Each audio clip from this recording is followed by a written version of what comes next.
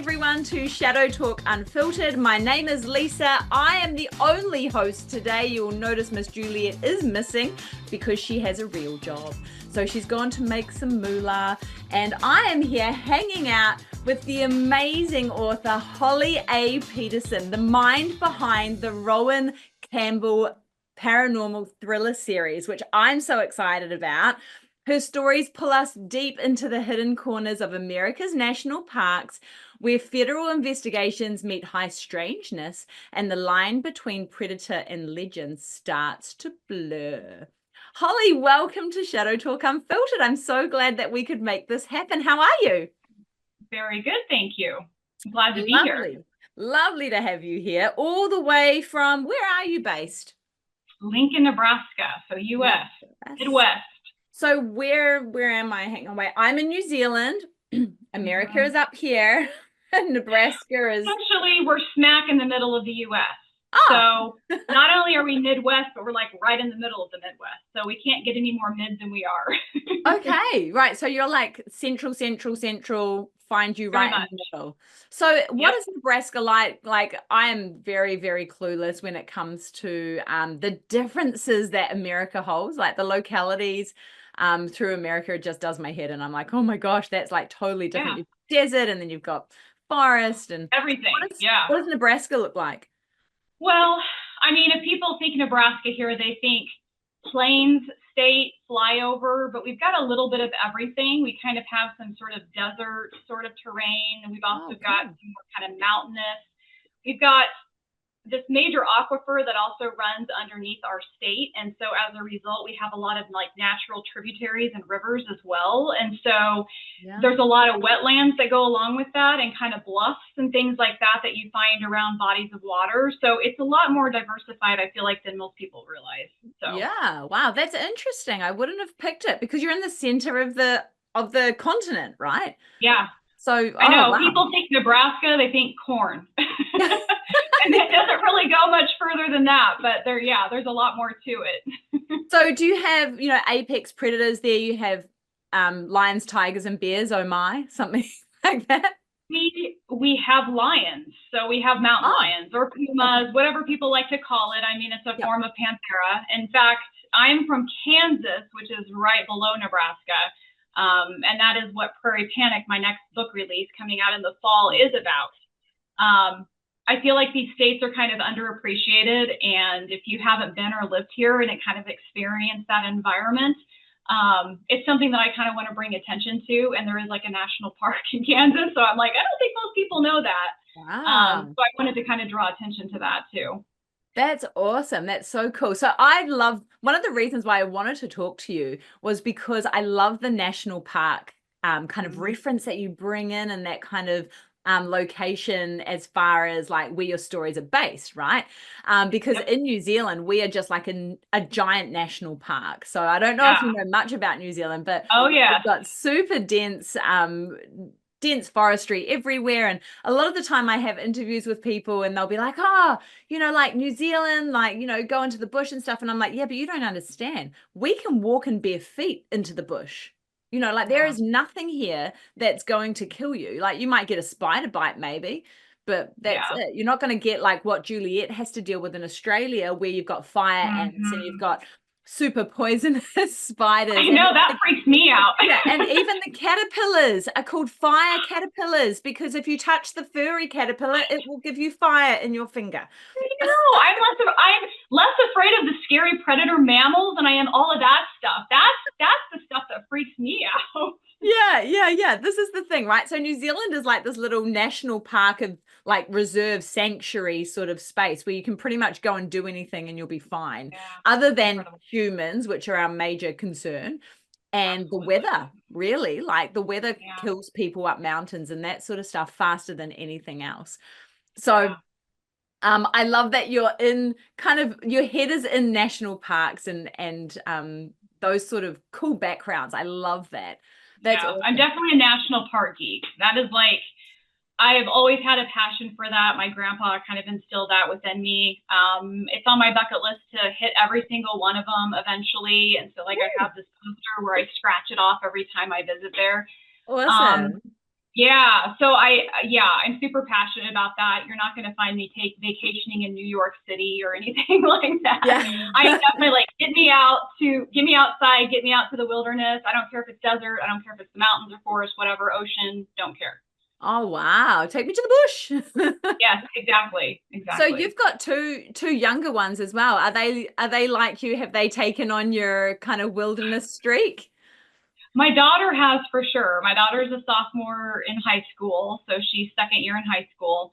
And in fact, she and I just came back from Colorado recently from her fall break. So we always try to get out to Colorado to that cabin that we have out there. But yeah, she definitely has a passion for hiking. So it was a girls' trip this time. And so she and I went out there and did that for a few days. My son, junior high boy, middle school, he's typical middle school boy where he's got his own things going on. So he's not going to refuse a hike, but it's not exactly the first thing or top of his list to do. So let's just say that. Leave me on my husband is exactly. Yeah, or basketball or whatever it is at the moment, or video games, right? And then my husband is super passionate about it too. So we're all pretty compatible as it relates to that kind of stuff. That's awesome. So are you guys into cryptozoology, being that you're in the bush? Is that a science that you kind of dip your toes into? You know, I wouldn't say I dip my toes into the science aspect of it. I'm kind of like a creeper in the sense that I have had my own personal experiences, and and it didn't happen until a little bit later in life. So like, it's something that I was always open to as a kid and always really intrigued me. So it's definitely not something where I was like, oh, there's no way that stuff is real. Sure. And then as, time went on, I had some of my own experiences. And so then I was like, yeah, clearly, there are a lot of things going on that we are clueless about, so not so much studying, but I love to hear stories, and I love to go out and experience things myself. In fact, one of the trails that my daughter and I were on in Bailey, Colorado, is specifically where we go. It was called Green Mountain Trail. It was very squatchy. Let's just say that.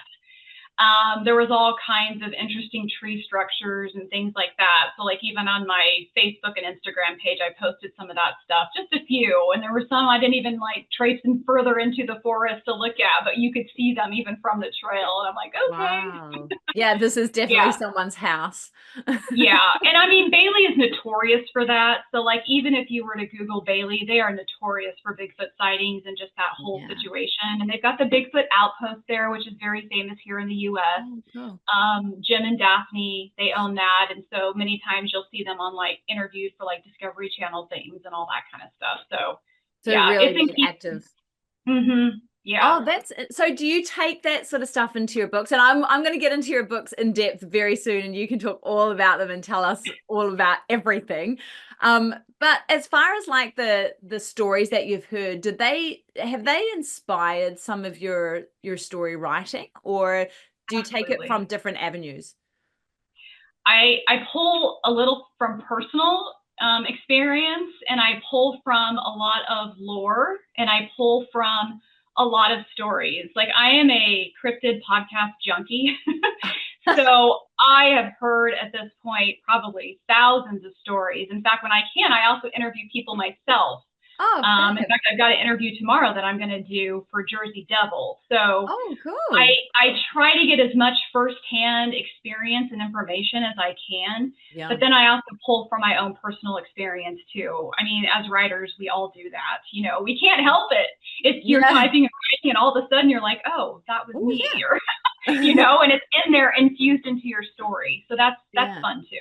And it's very similar to acting, as when you're putting on, or when you're creating a character, same with writing, you have to create this character and all of their backstory and their mannerisms and everything else around it.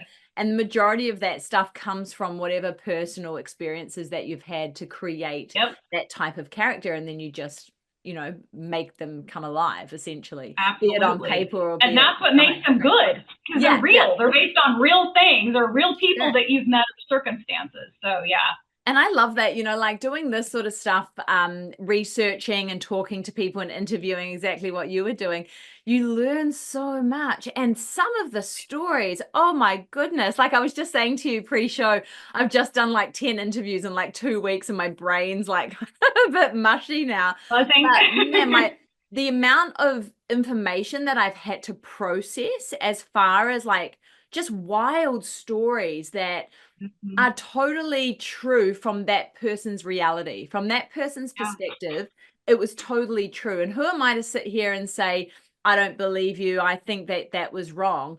I can't do that ever. Like, whatever you Yeah. tell me, I have to say, okay, that must be your truth. That must be your reality. And to Hmm. try and then put my feet into their shoes and live what they've been through. Oh man, like I have to step away and just kind of like walk out for a while and kind of Yeah. empty Take your it. own breath, and it didn't even Yeah, happen to you. because it's massive, right? And I know that Yeah. Juliet goes through that with her authorship and writing, and she gets her head so deep into the stories and Mhm. the characters and that sort of stuff. Do you find that as a challenge? Do you find that difficult to kind of step back into your family life every so Yeah, often? sometimes I do. Like when I wrote Glacial Fear, and I was really kind of pounding through sort of those final chapters and then going back through and rehashing everything. When I finally kind of came out of it after a few days, like I went on a retreat. Like I completely just Yeah. went away and did this by myself for like 2 days because it's like, okay, I need to focus on this. I need to get this done. And it's going to be best if I can literally just spend hours on it if necessary. So when I was done with that process, oh my gosh, I felt like I was almost like leaving, Glacier National Park again, because it's so immersive. And, part of that process, and for your reader, it needs to be immersive. Like if they've never been to Glacier National Park, they need to have an understanding, even if it's kind of, on a small scale. What does it smell like? What does it feel like? What's the temperature? All of that kind of stuff. And so, yeah, when you're trying to infuse that into your story, you really kind of have to mentally put yourself there. Yeah, yeah. It's very, very difficult when you're doing that sort of stuff and you've got little people running around or teenage people running around going, Shuffling, hey, carpool, yeah, mom, all of it.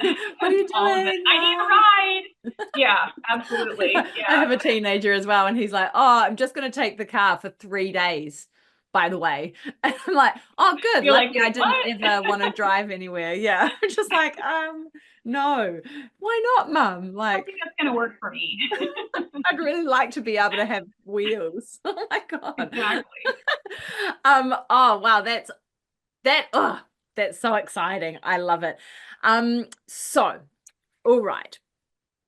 National parks. National parks, there's lots of missing people. There's the missing 411, all those sort of Gosh. documentaries going on, all that sort of stuff. Yeah. Given there's lots of people that do go missing with circumstances that were just tragic, right? They Yeah. fall down a ravine or whatever's going on, and that's pretty rough. What Yeah. about the other side of this? The other side of the coin that I'm talking about. Hmm. What are your thoughts on national parks and predators of the cryptozoology field?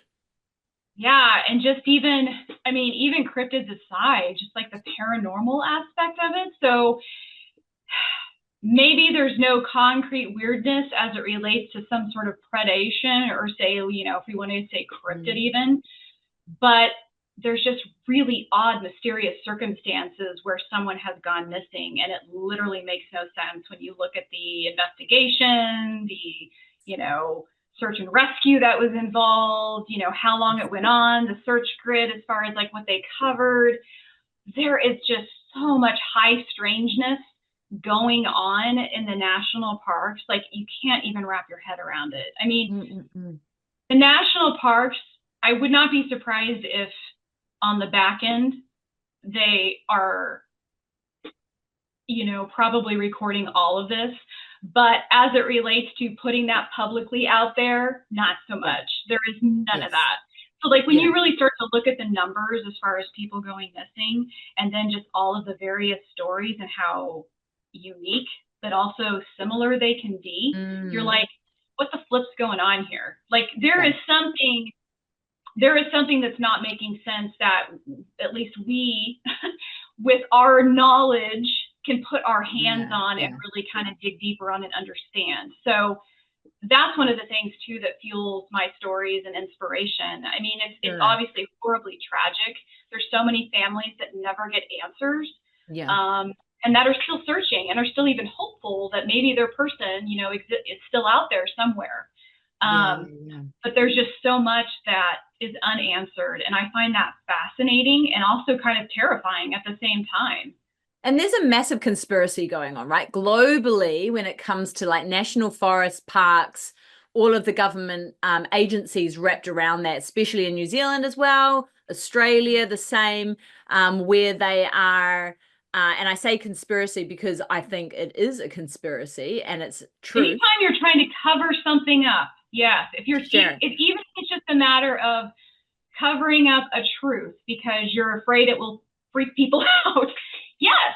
I mean, if you're being untruthful, that's a conspiracy. That's you conspiring to not reveal truth about something. 100%. And so then, you know, we sit on the outside and we do research like for what you're doing for your books and that sort of stuff, just going, there's something missing in here. Maybe we're not being given the full amount of information that we should because there's major gaps in the story or major gaps in the research. And we see that a lot with, like in Australia, we see that with the thylacine, the Tasmanian tiger. Do you know that guy with the stripes down his back? Yeah. Super well known, super famous.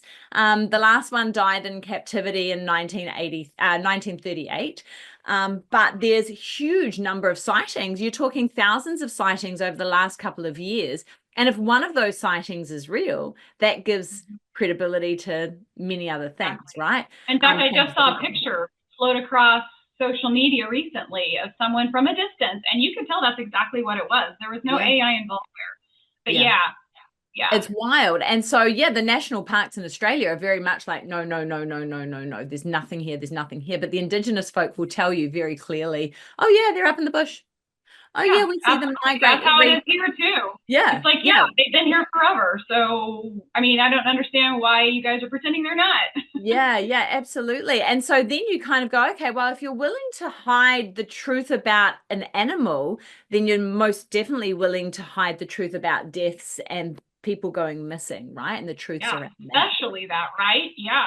Of course, well, because that's going to create hysteria potentially, right? Can't go into the forest parks and stuff. What are your thoughts on this? And I think by nature too. And I think by nature humans want to hold someone responsible. Totally. And so, you know, I have found with paranormal in general, you have people who either believe or they don't. It's pretty black and white. And, you know, the people who don't believe, it's because either they've never experienced it themselves, anything paranormal, or it's too terrifying. So like they can't even go there mentally. It's just, they don't want to go there. And I get that. I understand that.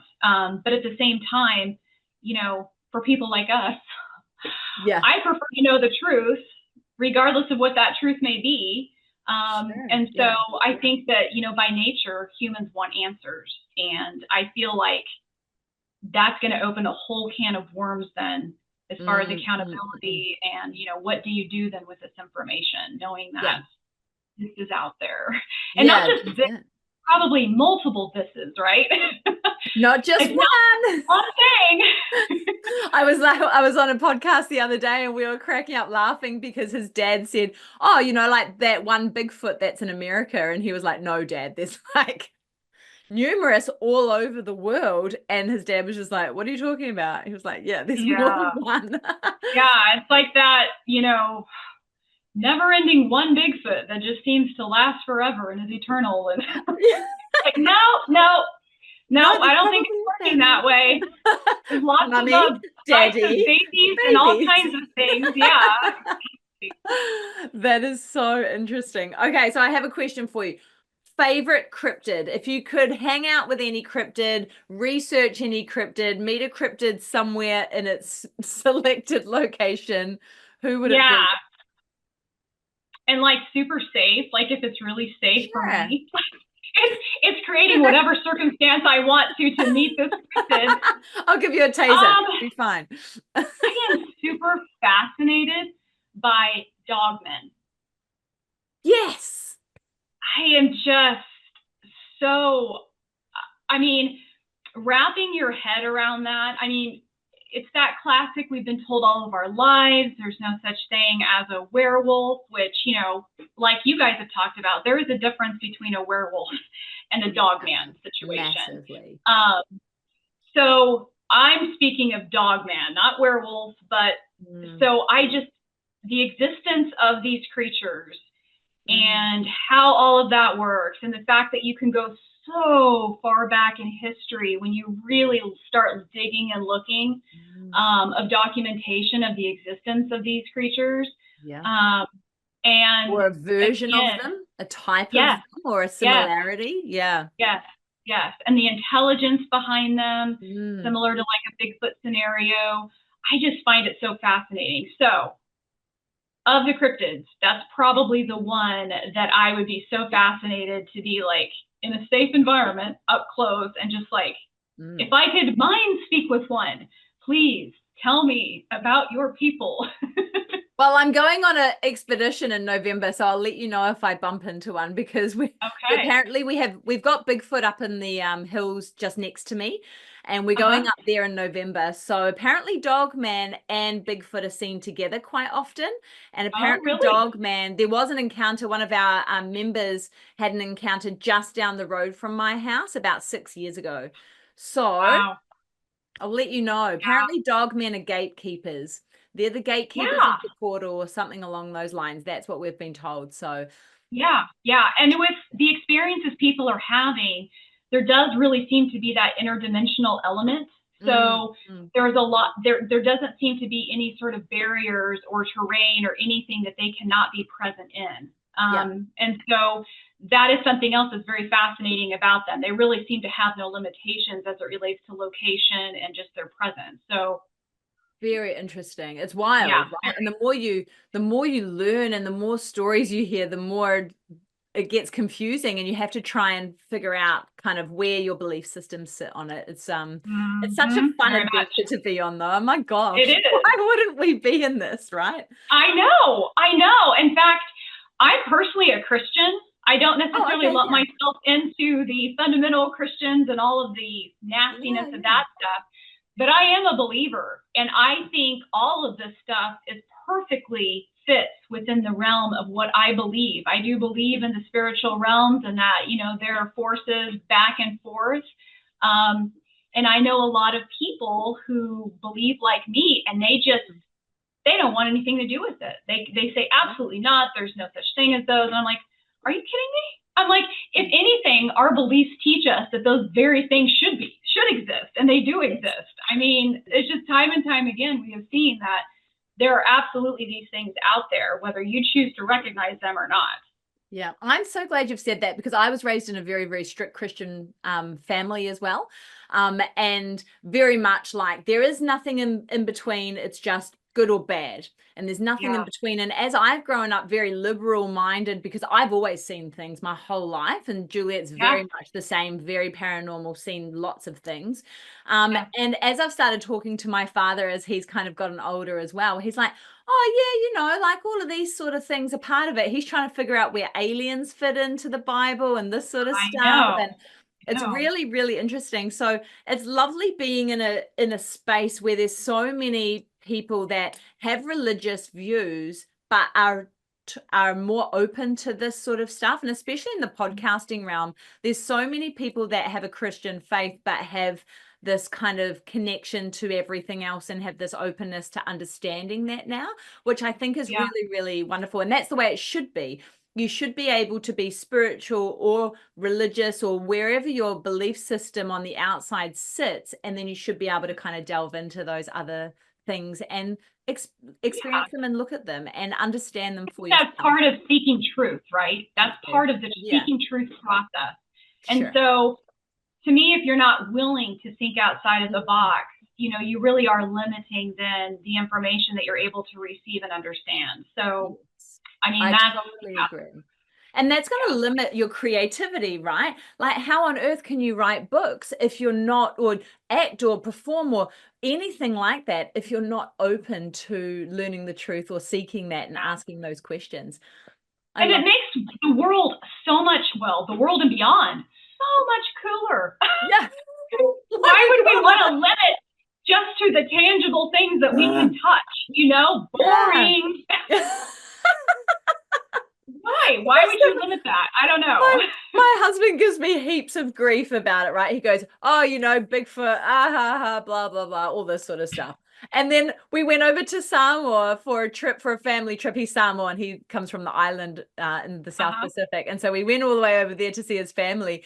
And he goes, oh, something about Bigfoot. And I said, mate, Bigfoot has just paid for your trip. He was just like, okay, I love that guy. That's it. I was like, you stop speaking badly of him. Yeah, I was gonna say it's a thing. It's a real thing. Okay. Hey, Holly, I would love to hear a couple of your paranormal experiences or your cryptid experience, maybe something that was really kind of influential in kind of getting you on board with what you're doing now. Yeah. Well, okay. So I probably then need to go back. Okay. So like I had mentioned before, I grew up in Kansas, and in my high school years, we moved out to a family farm that we had. And so like you, I was kind of living rurally. And there weren't, a lot of people around. We had about 80 acres of land. And wow. Lots, that's a bit bigger than me. A little bit bigger than me. So when you get chunks of land like that, especially that aren't occupied, I have found that, there's all kinds of things that can go on. So my first experience, if I really kind of go back and I think about it, was I was driving home. I had a 30-minute drive when I was in high school, and I started working to get to, the city, Wichita specifically, to get to my job back and forth. And so each time 30 minutes there, 30 minutes back. Well, I worked a closing shift at one of the retail stores that I was working at. And so by the time I was driving home, it was like 11:30 at night. Sure. And there was one point about halfway home, and it was, out in the country, fields everywhere. I noticed there was a light in the sky off to my left. And so I just kind of was glancing at it. And then as I was kind of getting closer and closer and closer to it and was like studying it more, and noticed that it wasn't moving, which isn't, normal for an airplane, for example. And drones weren't a thing back then. So we can kind of eliminate that. And as I got closer and to the point where I was like, right side by side, lined up with it with my vehicle, and then where it was in this field with this light shining down, and there weren't any cows in the field for anyone who's wondering that, or at least there wasn't anymore. I don't know, but anyway, it was the only thing I can say. It was a UFO, or as everybody wants to say now, a UAP. I mean, and I was just staring it dead on, and my heart started beating, and I was just like, oh my gosh, am I really seeing this? And right as I was thinking that and starting to really freak out, it literally was there and then was gone. And I was just like, oh, gotta get home, gotta get home, gotta get home. Oh my God. Yeah, it was just so mind-blowing. So, okay, let's talk more about what it actually looked like. What color was it? What shape was it? What was it doing? I didn't have a color.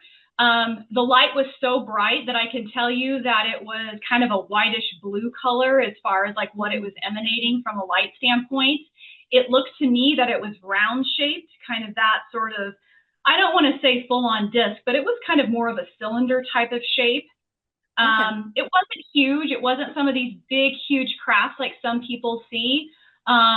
If I had to kind of compare it probably to something, it's hard to say because obviously it was up in the sky. But I mean, I would say it's about, car size, SUV kind of size. So definitely significant enough where I could literally see it, beaming its light down into this field, whatever in the heck it was doing. Wow. Yeah. So that's the first one. Did you and then when I got home, Did you hear But anything weird? Did you feel anything did it? weird other than holy crap, holy, I don't want to Yeah, be yeah, abducted? yeah, yeah, exactly. No, I didn't hear anything. Of course, my windows were up. This was like fall time. Yeah. So my windows were up. I didn't hear anything. I didn't really sense any vibrations or anything. What I Mm. did find fascinating is it was pretty close to a really small town that I would have to drive through on my way home, or drive past, I should say, not through, but past. Yeah. And there was no one around. And I'm like, okay, I get that it's 11:30 at night, because I started looking around like, am I the only one that's seeing this thing, you know? And Sure. there was no one. And I can't say that I've ever experienced that before, because there was a gas station just right off the road. And there was always people coming in and out of there, but there was Yeah. no one around. It was really Yeah. bizarre. So it was like, this experience is Woo! just for you. It was Just really for strange. you. Yeah. Oh, yeah. Yeah. So that was Wow. mind blowing. And then, so I go home, white knuckle steering wheel, and I get inside, and my mom was still awake, and I was like, I just got in, I sat down. I'm like, she's like, what's wrong? And I'm like, I think I just saw a UFO. And fortunately, my mom is not one of those parents where it's like, oh, you didn't see that. There's just people who just will not. They just don't even go there. No, And they she knows, refuse. like, I'm a very serious person. I'm not going to make something like that up. She could see my body language and how I looked and everything like that. Yeah. And she was like, wow. And then she was asking me the similar questions that you were. It's like, okay, where was it? What did it look like? And Yeah, yeah. all of that. So fortunately, I come from a very supportive home as it relates to those things. Yeah, that's fantastic. What an amazing experience to kind of set you on a journey. Oh my gosh.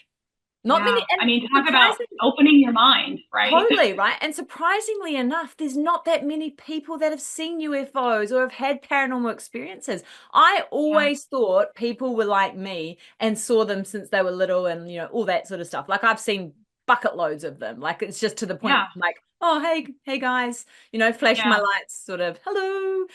Yeah. I just thought everyone was like that.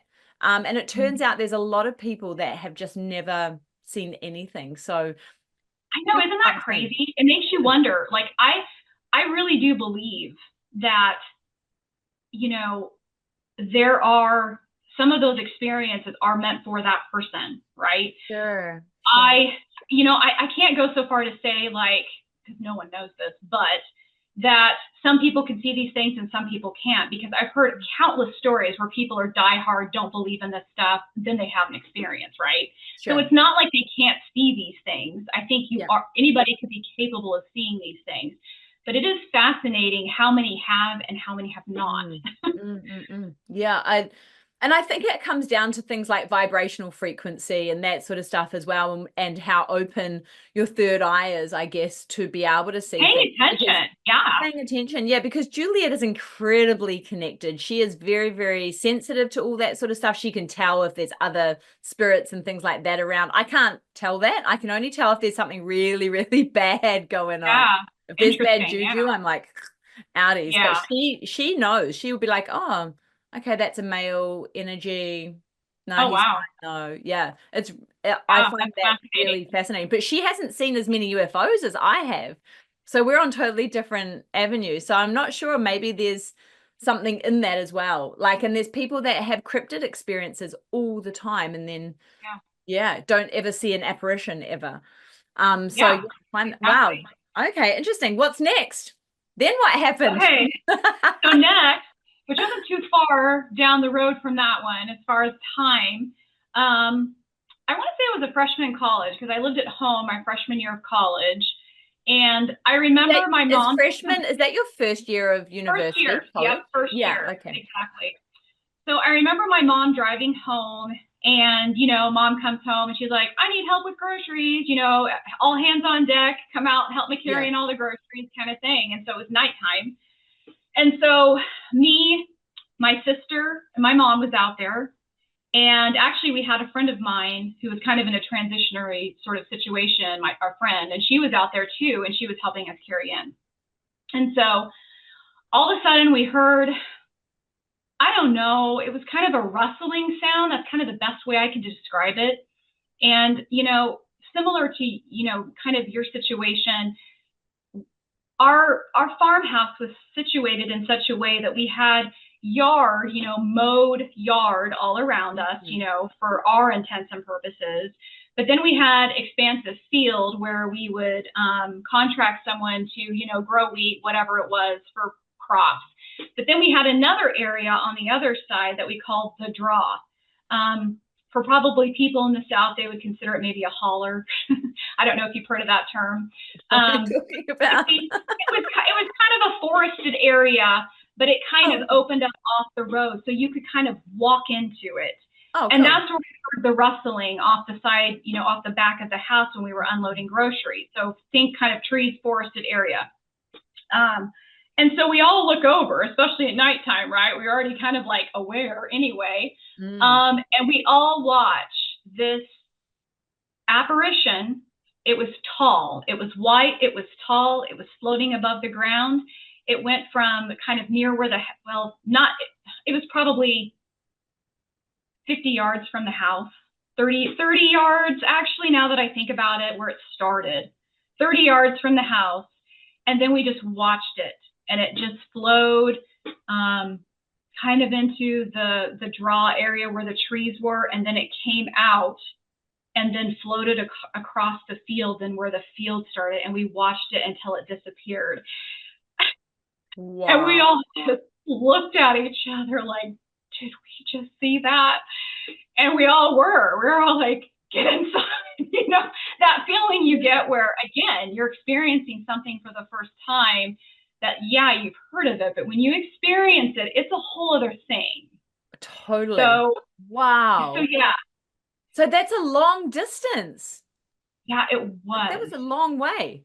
It is a long way to watch an apparition. Yeah. Something that you could only describe as an apparition. Like, it was white, it was misty looking, and but it had the shape of, to me, a woman. So if I had to put, you know, a gender to it, I would say it looked like a woman, because I noticed when it was floating, it had kind of a flowy dress, or it looked to me like if there was some sort of clothing that it was wearing, it looked like it could have been a dress behind it as it was going across. Wow. So that's mind-blowing. Wow. And that area has a lot of history too. The house that we were living in belonged to the daughter of this big, prominent horse farm that was just down the road from where we were. And they were famous for breeding and bringing in. They had a workhorse, and his name was Casino, and he was really famous. And so there was a lot of people that would come in and out of that area in the early 1900s in particular. And so he was very wealthy, and he basically built a house for his daughter to live just down the road from him. Sure. So there's a lot of history within that area, and a lot of those buildings and the original like barn off of the river. It's all still standing. We would play in it. Oh yeah. So it does not surprise me if there was an apparition to be had out there, that it could definitely be within the realm of possibility. Gosh, I wonder if it was his daughter. I wonder if that's who she was. Yeah, I don't know. Wow. And the thing is like, you know, I was just young enough and not getting into some of this stuff enough where I would love to have been in a situation where I wish I would have dug deeper. Like, okay, let's really get into some of the history here. Was there any weirdness back then or anything like that? But I didn't do that. So that'd be a wild research to go into. But there's so many places like that. It's just like, oh my gosh, just walk down the road and then take that one there. Especially in the States, you guys have got, you know, thousands of years worth of history. In New Zealand, we've got about 200 years. And that's pretty much it. And most things are kind of 140 to 160 years old if you're going to go to the really, really old ones. But you know, you go to England and you've got thousands of years. You go to the States and I know. You go to Europe and people are like, ghosts? Oh yeah, whatever. I mean, yeah we got ghosts everywhere. Just because of their history. Crazy. Yeah. Just because we've built on top of, and you've got a few civilizations underneath us. Oh, that's amazing. Do you have any other stories that you want to share before you get to tell us all about your amazing book? Well, I mean, actually, we can probably segue right into that, because my third experience that really kind of got me more into the cryptid side of things, because at that point, you know, the cryptids weren't necessarily on the radar. It's not that I didn't believe in them or believe they could existed. It's just I hadn't had any experiences. But what got me into that is every spring break, when the kids get that break around March, they get like a week off, and we try to go out to Bailey, Colorado, and spend some time at the cabin. And it's kind of fun because we get the winter aspect, which is still going strong there in Colorado since it's higher in elevation.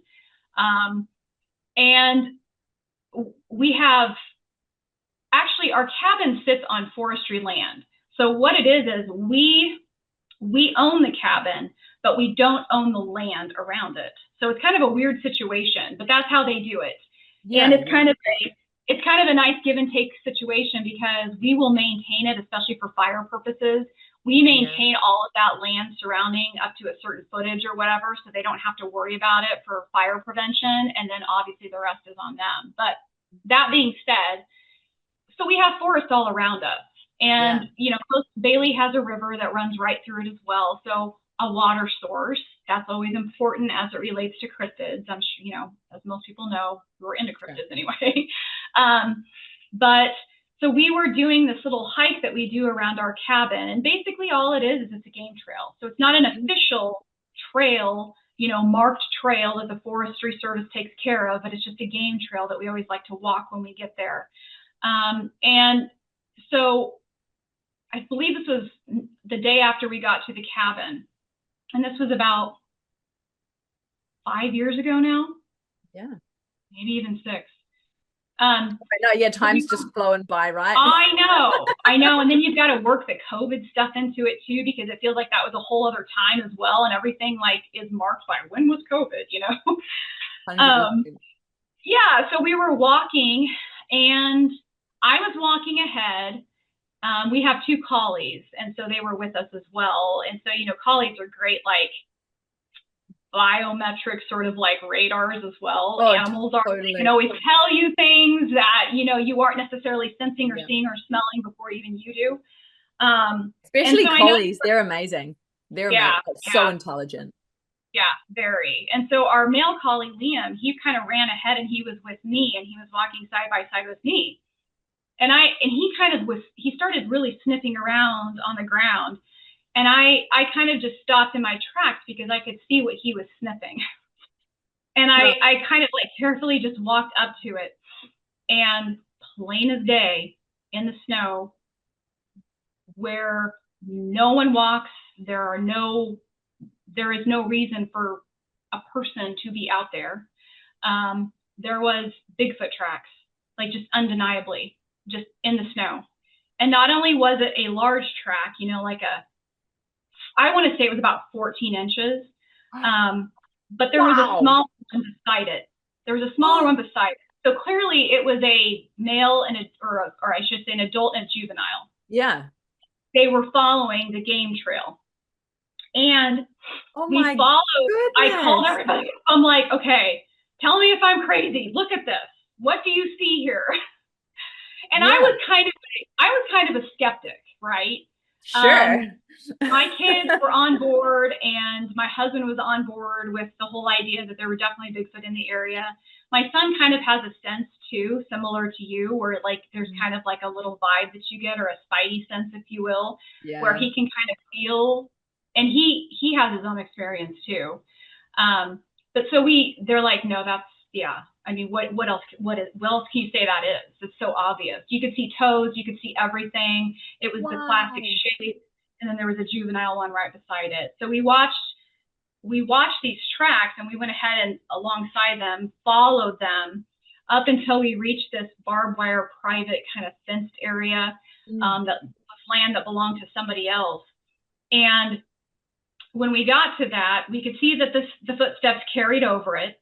The barbed wire fence is really old, and it was already completely bent down in the middle. Like it was well traveled, probably potentially by them and any game, you know, that would go in and out of the area. And it makes perfect sense that they would be on a game trail if they're looking for game or what have you.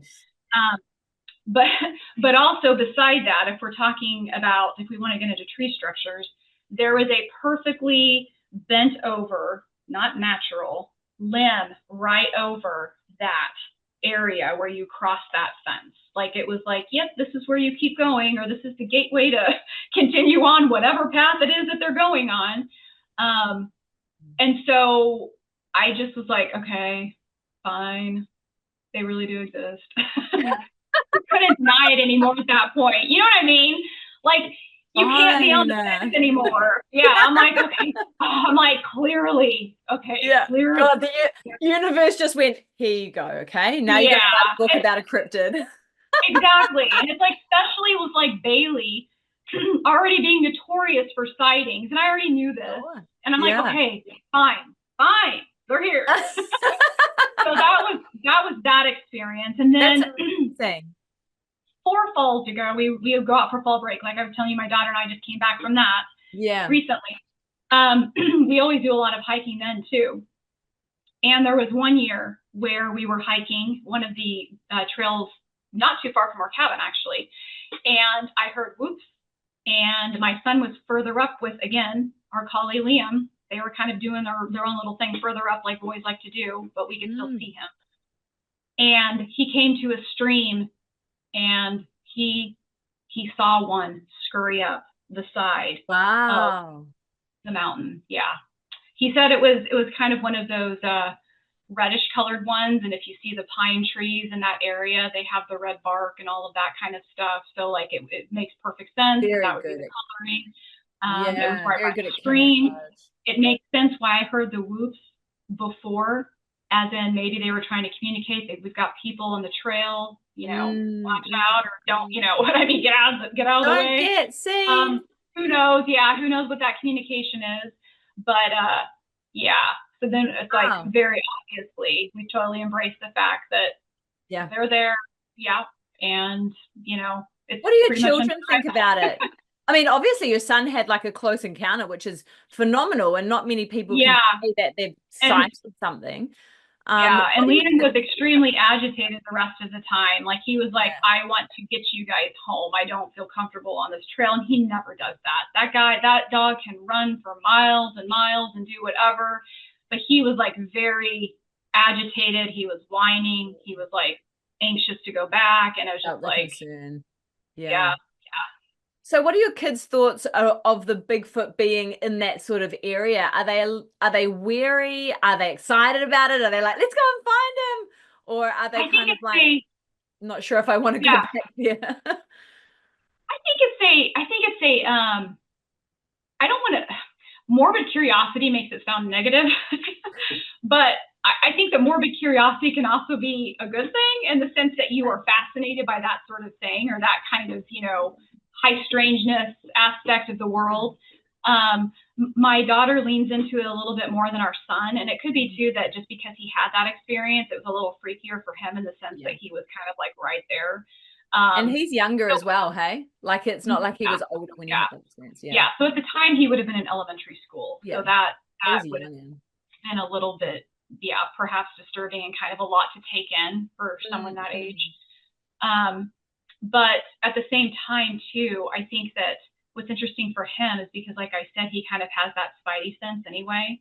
That brings in another element for him. Like when we're hiking, I can tell when there is something watching us. So like, it's not necessarily that I'm afraid, but I can tell. You get that feeling, like your back gets a little stiff. You can feel hairs, you can feel those eyes on you, right? It's not necessarily a scary thing. It's just that you're not alone, right?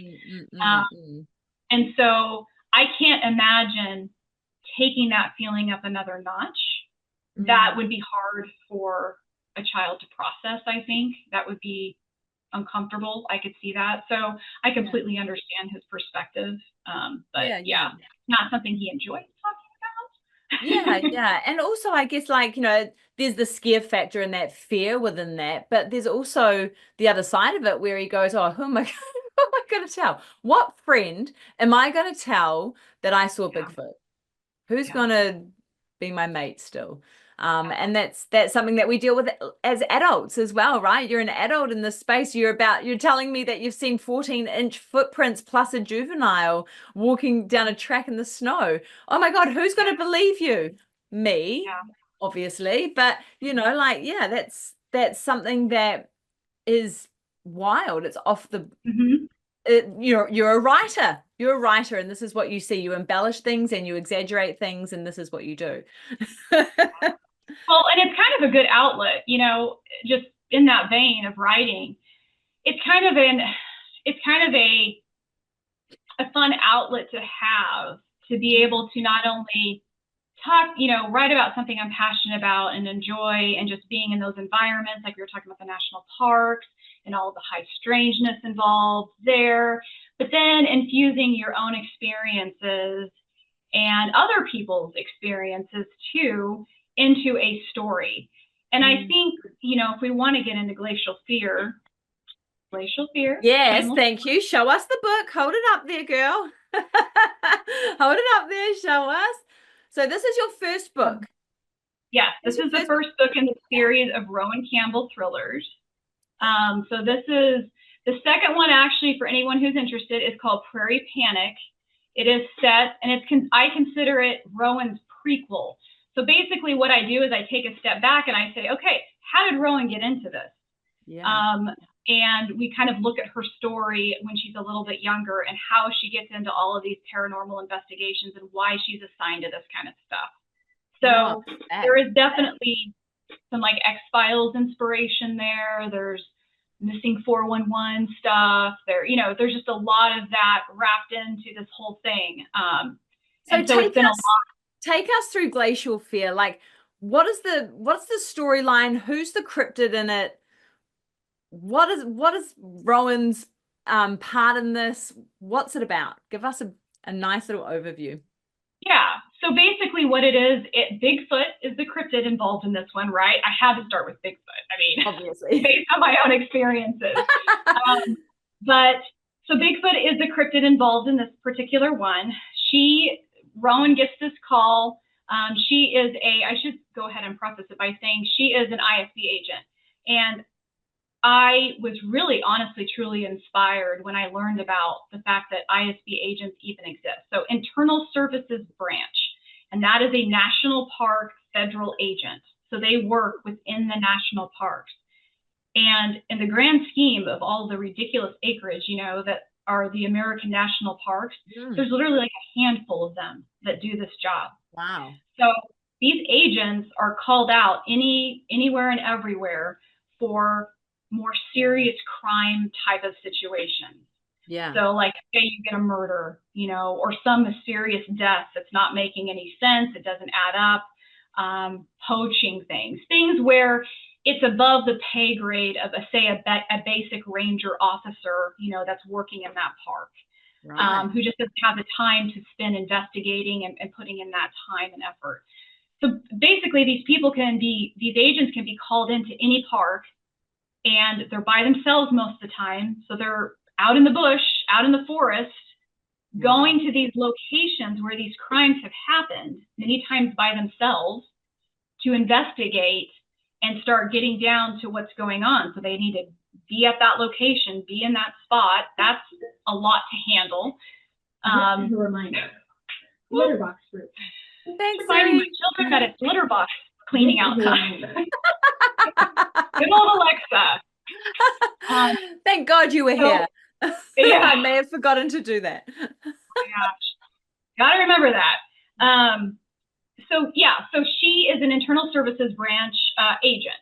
And the whole idea is that she specifically has been assigned to these high strangeness cases. So the national parks are recognizing that this is a thing. Yeah. Not necessarily a thing that they want to be public, but a thing that they have to assign someone to figure out, or at least put information to, right? Document, investigate, to have some sort of accountability about a missing person or a situation. Sure. And so, yeah. And it would be fascinating if there really was someone that existed. I'm like, this is obviously something that is already happening. Are you a Fed? I'm like, she's got inside information. It It has to be. Well, and I've heard interviews too where former park employees or former sheriffs or anybody in, say, policing type of work, they have experiences of their own where it's like, okay, yeah, this stuff exists, but they aren't allowed to talk about it. And it goes into a little file where it's hidden and out of the way and no one sees it. Yeah. And, you know, they've been said to say it was a bear attack. What you saw was a bear or whatever the case is. So we know it's being hidden and like shoved underneath the carpet and, you know, going back to the whole conspiracy thing. But yeah. Oh, yeah. And talking about dogman encounters, there's been numerous dogman reports by rangers, especially in America, of really, really bad situations happening and death and that sort of stuff. And that's been totally pushed under the carpet as well.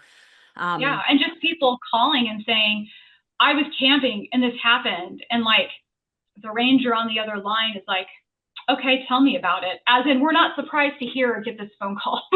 Like you were the first one. They're not going to say that necessarily, but they're also not going to, you know, be obnoxious to the person calling and pretend like it's not a thing. They're going to take your information and take it seriously, but it's absorbed as opposed to, now what are we going to do about it? You know, or admitting that it's there. Yeah. So there is the possibility that these ISB agents are actually working in the way that your book says they are working. Maybe Rowan is a real person. Yeah, 100%. Or maybe collectively they all get these cases. It's not like it's just one person. But I find it really hard to believe with the amount of missing people in these parks. That they can't have these kinds of cases and situations coming into their caseload. How do you avoid it? I don't understand. I mean, so yes, I think realistically they are dealing with high strangeness and it's just never reported from to the outside world. Yeah, absolutely. It's just going into a little black hole of probably some sort of like kind of sub-agency or some sort of little group that's holding on to it. Just like the X-Files, that's exactly where it came from, right? Those FBI agents. Yep. The ones that have to work in the basement because none of the things that they're doing can be put out into the open. Yeah, sure. Which all comes from truth, you know, like they all come from real situations. There's always truth. There's always some kind of truth, right? Truth in it. All of these stories. So give us a quick overview of what happens to her in this Bigfoot encounter. Does she get a leg ripped off? No, God, she's the main character. So you know what the approach I've taken actually. Yeah. I've actually, one of the things that was really important to me, and I kind of like can even say that I wrote this book for myself, I was wanting to find reading that was not sensationalized. Yeah. Like a lot of the Bigfoot stuff that you see is like, oh, again, like ripped off a leg, or, you know, he came into the camp and destroyed everything and it was just mayhem and there was an entire family killed. Well, okay. Yes. That's fine if you enjoy horror and all of that. That definitely has its place. But the vast majority of experiences are not at all like that. And so what I've tried to do is infuse some of my Bailey. So like, for example, I have already said that Rowan grew up in a family cabin situation, that she had a cabin in Bailey. She already understands and had her own experiences similar to mine with the footprints, where she already knows they exist. She's had a conversation with her dad. Her dad has had even more experiences. So it's kind of baseline that she already believes in these things. Yeah. And, you know, Prairie Panic kind of goes into that a little bit more too, why she is the right choice for this role. Yeah. So there's kind of that baseline. So she's already, these things exist. This is what I'm here for. I'm not going to poo-poo anybody who tells me anything about this stuff. So she gets this call. It starts off, she gets this call. There's body parts found outside of a camp area. She is stationed in Glacier, although she could be anywhere, but her home base is Glacier National Park. So the superintendent says, hey, I've gotten permission from your SAC. Your special agent in charge is what that stands for. He said it's cool if we go ahead and have you come out here and take a look at the situation and say, hey, this is predation by an animal, or this is something more heinous, right? And so she goes out there to investigate, and, you know, as a good story goes, it just starts to get more and more complicated and a little weirder and weirder and weirder the more she finds out. So the side story, to make it even more complicated, is that there is a reality show that has come into the park during this time that she's doing her investigation, and they have been charged. It's kind of an Alone meets Bigfoot kind of reality show. So these people have been assigned to go out into the forest at their very own locations by themselves, and they have a week to collect Bigfoot evidence. Oh, wow. And so then they have to bring it back to a panel of people, and someone is determined the winner, and then so much money goes to their charity of choice, because these are essentially like B celebrities that are going out and doing it for charity purposes. Yeah. Celebrities, get me out of here. Yeah.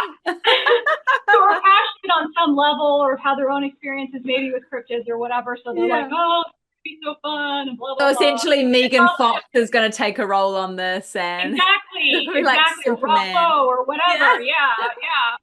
So that's the little side thing that's going on, that she's also having to sift through and make sure that, you know, this is, you know, is this an actual crime committed by a person, or is there more than meets the eye going on here? And I'm going to have to, like, you know, possibly do this whole thing of where, yes, I investigate, officially call it, but that file gets slid away into an unknown location.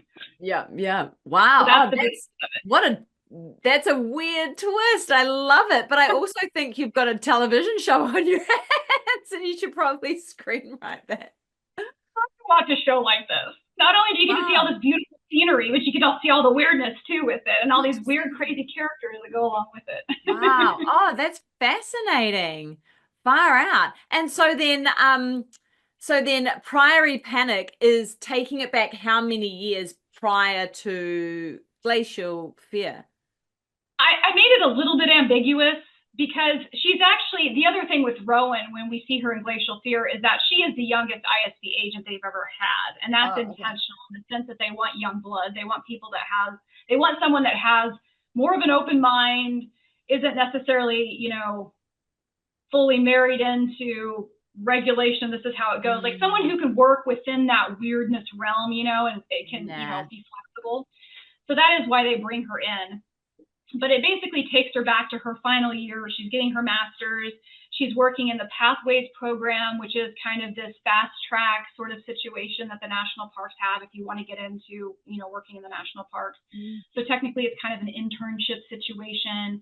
And it's at the National Prairie Tallgrass. It's basically, this is a park in Kansas. I can't remember how many acres off the top of my head, but it's dedicated to the preservation of tallgrass prairie, because there's so little of that anymore.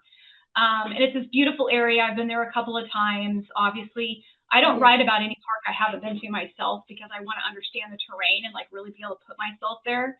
And it's a beautiful area. It really is beautiful. But it's interesting because it's privately held by a conservancy, but they don't necessarily have the bandwidth to manage a, you know, property of a land of this size. And so what they did was, quite a while back, is they brought the national park system in, and so they have this kind of relationship.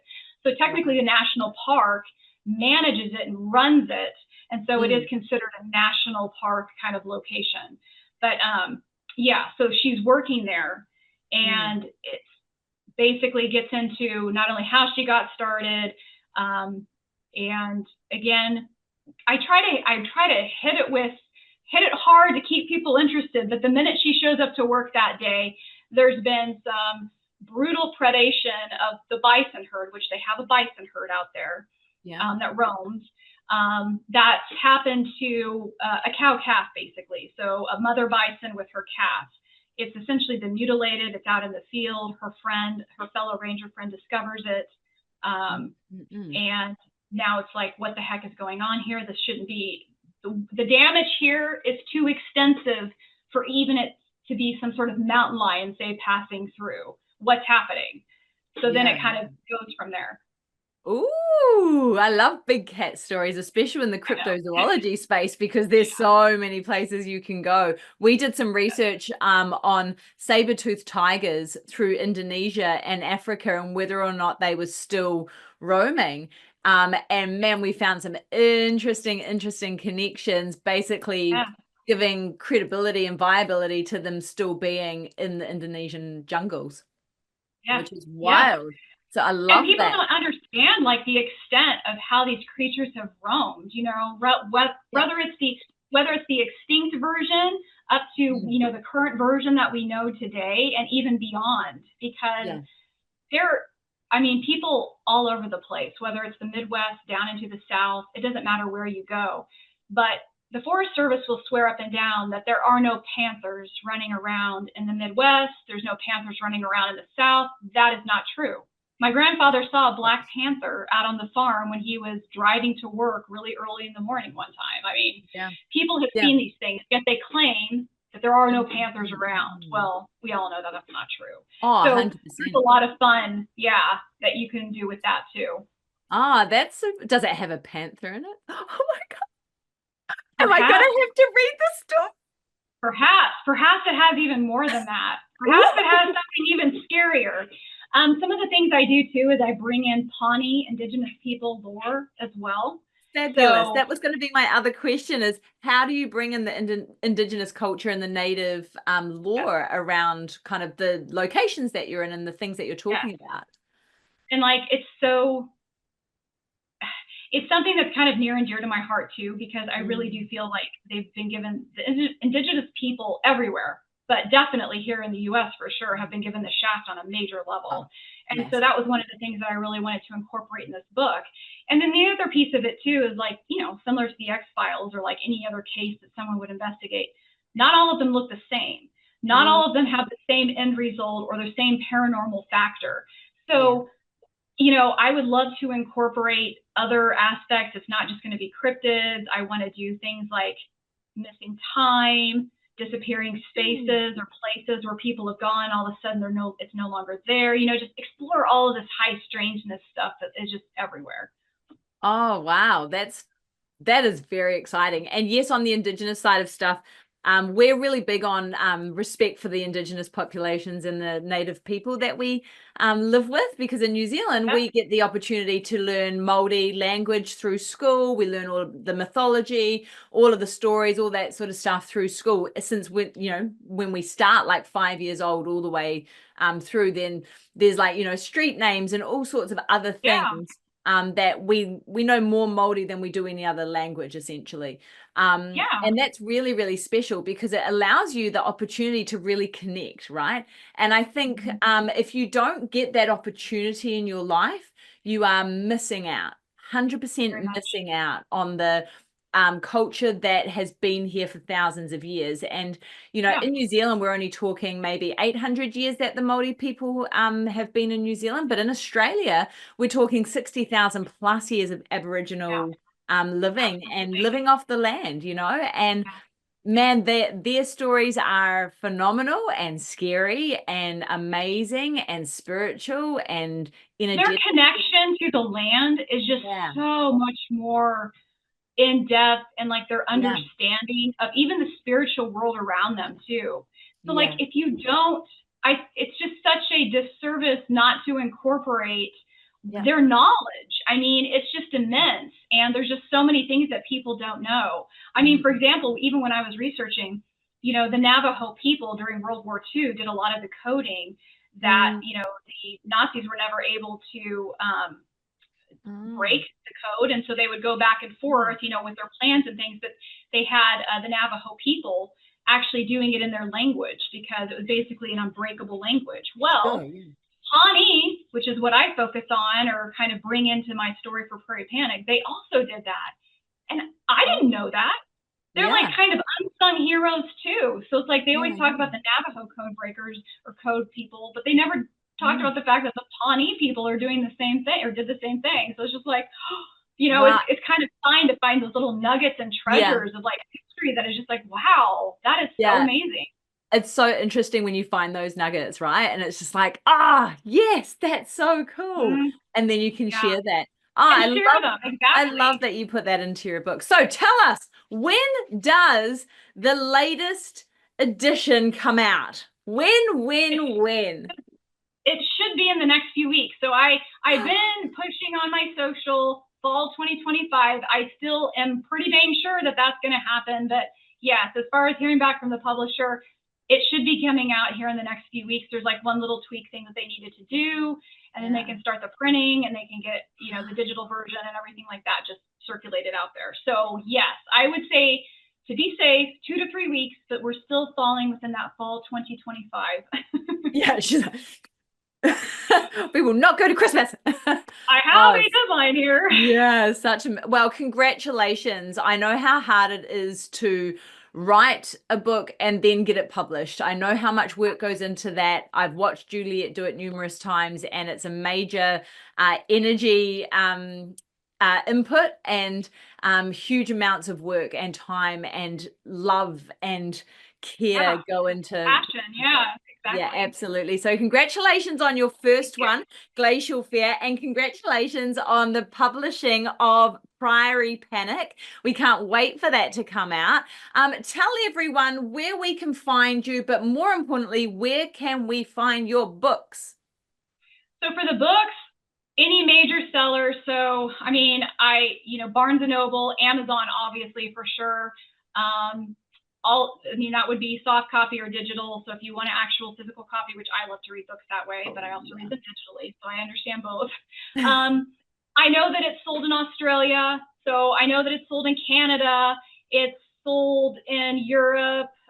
So, I mean, any major book distributor, you should be able to get your hands on it. So, awesome. And then Prairie Panic will be on the same platforms. Same everything. Yep. And I'm also on Goodreads. I'm just under author Holly Petersen, and you can find that from my handle on Instagram and Facebook as well. So if anybody's on Goodreads and they want to, interact with me there, I'd love to have you. I'm also on BookBub for anybody who is on BookBub, which is another kind of big reader platform. So awesome. Pretty easy to find me, and it's Petersen with an E in. Yes, Petersen. And so then my last question is, when is the movie coming out? It was so fun to have a movie like that. Oh my God. So yeah, you'll be the first to know. How about that? Maybe I get that call, that inquiry. I don't know. Well, Cryptid Women's Society is looking at we've got plans to start a media production company, obviously, because we're actors, right? So maybe that's one of our first productions. Maybe we just put that one into the ether and say, make that happen. Let's collaborate. Yes, let's collaborate. Fun. Oh my gosh. Well, that, my friend, was amazing. I've taken you way over time, and I know you actually have a real job, and you also Alexa told you to put the kitty litter out. So you've got That's for my kids. I just need to ask him, which of you is doing it tonight? You've got jobs. That's more for mom to make sure the kid's doing their chore. 100%. Holly, you were my Halloween interview, because it's Halloween at my house at the moment. It is. So thank you so much for joining me in the spooky season. I have to go and get dressed to be a robber. I have a giant loot bag. I'm pretty exciting. My 4-year-old son wants to be a policeman. And I said to him, how about a zombie policeman? And he was like, no, Mummy, no, a clean policeman so I can catch a robber. And then I was like, damn it, I'm going to have to be a robber. I was like, who are you going to arrest? You're the sidekick, right? So you're just going to fall in line with whatever he wants. For sure. I tell you what, candy floss aplenty. That's what we're going to do tonight. We're going to sugar him up and then send him to his dad. Yeah, the beauty of Halloween following on a Friday, right? Oh, for sure. Yeah. What are you guys doing for Halloween? Anything spooky? Well, yep. My daughter is dressing up as Elizabeth Bennet, so she has this really awesome Regency type outfit because she is a huge reader. So she's like my very first beta reader. Whenever I put anything out there, if I get her seal of approval on the story, I know it's good to go. You're good. So she's going to be Elizabeth Bennet, and then my son is dressing up as a video game character. I can't remember what the video game is off the top of my head. Bad mom moment. I know. But he's doing it. It's like kind of a little collective thing he's doing with his friends. And so then the friends are going to be coming over to spend the night at our house, all sugared up and all that good stuff. And then my daughter's going over to a friend's house to spend the night. So that's it'll be a little bit of everything. Yay. So we don't really do Halloween in New Zealand. It's not a big thing, nowhere near as big as what it is in the States, for sure. But we kind of went, well, I was never allowed to do Halloween when I was younger because of the Christian family. Like, we don't believe in that, and it's all demons and bad shit. And so I was like, look, at the end of the day, that just because we're doing stuff doesn't mean we're celebrating what you think it means. Yeah. So, my liberal view and my open mind, and I'm like, you know what? I tried to make him into a zombie and he wanted to be a police officer. Tried. But we're going to go to a big party. They have big giant parties here where they have like all the parks kind of set up with food trucks and candy stalls and all sorts of stuff, and all the kids show up and just run around like crazy people. So it'll be super fun. We have people decorating their yards in August. I'm just like, really? Okay, I guess Halloween is here, but do we need to decorate our yard in August? Oh my Lord. Well, yeah, you know what? There's Christmas gifts out at the moment. So just in case you needed to start shopping in September. Yeah. It's been out since just like bring out the hot cross buns for Easter. We're not early enough. Does my head in. Holly, you were fantastic. Thank you so much for giving me your time today. I'm sure our members are going to love listening to your stories and start reading your books as well. We'll definitely put your links in the show notes, and I'd love to do some promotion around your books as well. So we'll put those out onto social media. Please, the moment you go live with your new publication, send the link to us so that we can help promote. Let's do all of that sort of stuff so that we can help you get your book out there, more sales, and then you get to do it full time, because that's the dream, right? Yeah, exactly. You guys understand that already. Totally. We're all working in the same direction, right? Like, we all just want to be in this full time doing it and having enough financial stability to do it. And that was one of the reasons we started Cryptid Women's Society, for women like yourself that have some sort of a motivation and direction to do something within this space. I'm like, we've got to have a space where we can help promote, help grow, help support, all of the above. And that was one of the most important pillars of Cryptid Women's Society to begin with. So absolute pleasure being able to promote you and share your work with all of our members. So thank you so much for joining us. Thanks for having me.